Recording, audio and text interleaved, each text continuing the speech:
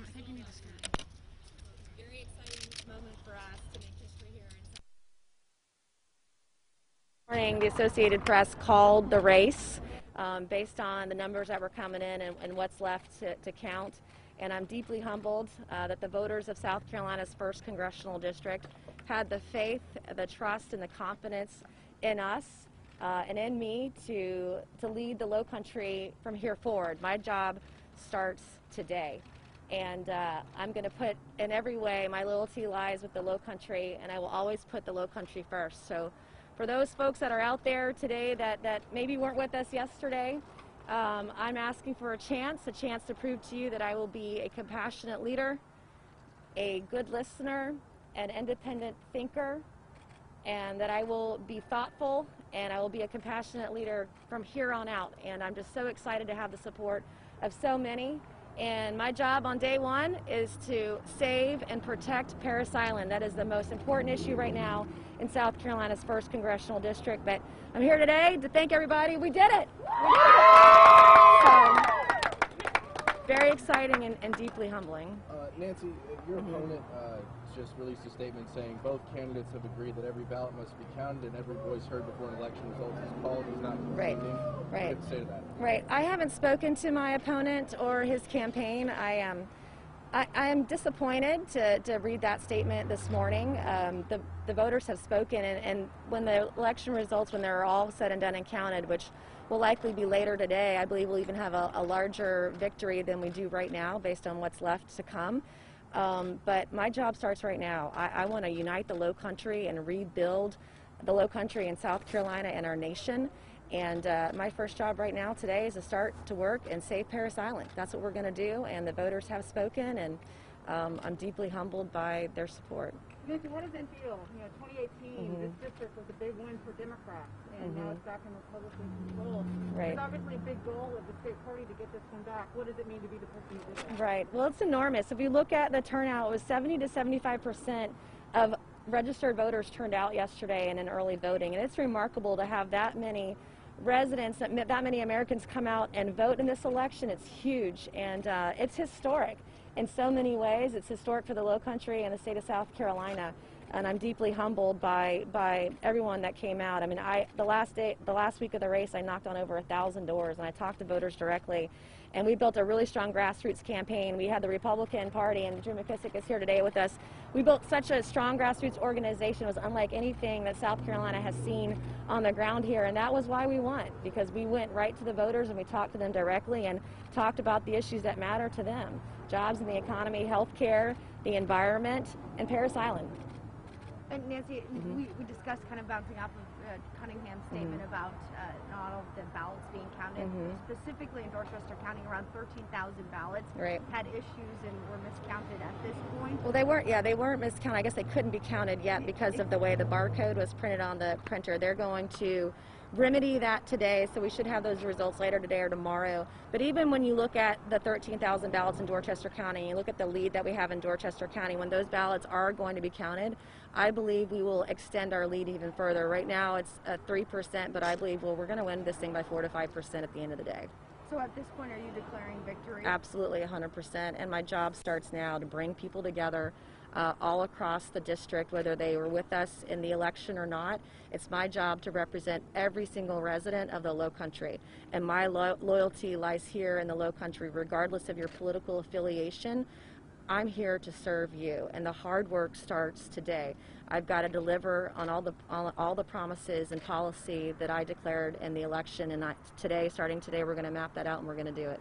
A lot of other Republican hands here in South Carolina last night. Obviously, you're one of them, but from a broader perspective, what do you see that as sending in terms of a message for South Carolina Democrats? It certainly shows momentum. We gained state House and state Senate seats that I didn't even know were in play last night, and we had enormous wins. And I think it goes to show there is this undercurrent of support for conservative ideas, particularly fiscal conservative policy in the state of South Carolina, and we saw the pendulum swing that way last night. And so it's a great day not only for the Low Country but for every resident of South Carolina. Do you feel like most of the voters came out just yesterday to really support you? Do you think that was the final push that you guys needed? No, in early voting, we were doing really well. When we looked at the returns that were coming in late Monday night and yesterday, 70 to 75% of voters turned out in most precincts. And so you saw people from the left, the right, the middle turn out and vote and wanted to have their voices heard and their votes counted. And it's enormous. To win by that margin with that many individuals, that many voters turning out, it's huge. And it's deeply, deeply humbling, and I have an enormous responsibility starting this morning in representing everybody that lives here, and I intend to do that. Aside from Parris Island, what are your priorities when you get in Congress? To continue to reduce the unemployment rate here in South Carolina. We have about a 5.1% unemployment rate. Pre-COVID, our unemployment was 1.86%. So jobs in the economy are really important, that as we continue to reopen our economy and open more industry here, that we ensure we put the policies and incentives in place to get people who want to work back to work. Also, healthcare is a big one. Republicans and Democrats together both fumbled on healthcare. And so regardless of what happens to Obamacare, finding ways that we can make inroads where we can reach across the aisle and find small ways to make a big difference and get better access to healthcare for people, a better quality of care and at a lower price, in whatever framework that looks like going forward.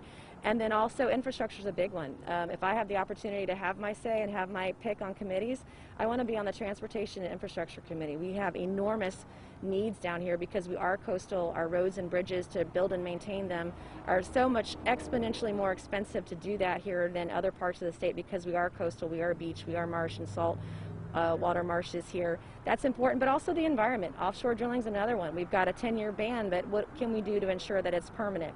And I will work on truly bipartisan legislation, and I will file it this year to make progress for banning offshore drilling off South Carolina's coast and making it permanent. Heard from anybody else in the delegation?